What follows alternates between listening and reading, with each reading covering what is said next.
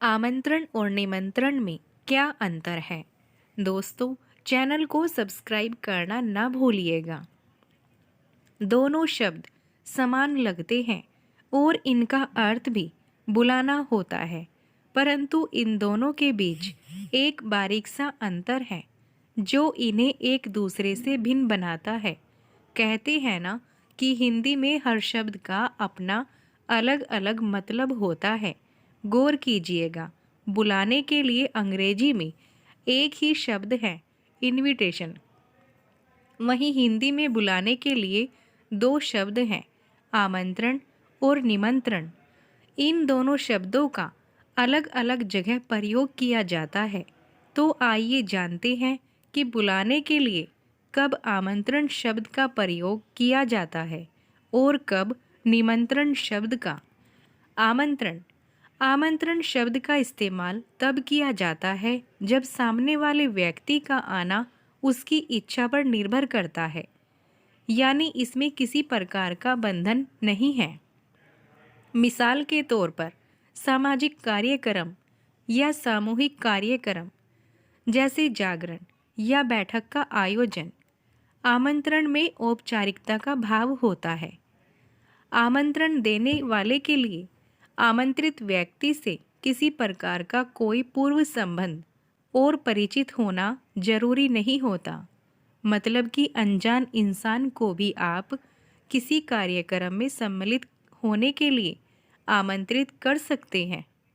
निमंत्रण निमंत्रण शब्द का प्रयोग तब किया जाता है जब सामने वाले व्यक्ति का आना अनिवार्य हो। मिसाल के तौर पर विवाह, भोज आदि। यह भावनात्मक होता है और अनौपचारिक भी। इसमें समय निर्धारित होता है, यानी कि दिए गए समय पर अतिथि के आने की अपेक्षा की जाती है। निमंत्रण भेजने वाले का निमंत्रित व्यक्ति से किसी न किसी प्रकार का संबंध जरूर होता है। निमंत्रण का संबंध एक ऐसे समारोह से होता है जिसमें खास तौर पर भोजन या नाश्ते की व्यवस्था होती है। आमंत्रण और निमंत्रण में अंतर। आमंत्रण और निमंत्रण दोनों ही शब्दों का प्रयोग किसी को बुलाने के लिए किया जाता है। अंग्रेजी में दोनों ही शब्दों की जगह इनविटेशन शब्द का प्रयोग किया जाता है। आमंत्रण किसी विषय विशेष पर किसी विशेष व्यक्तियों का बुलावा होता है।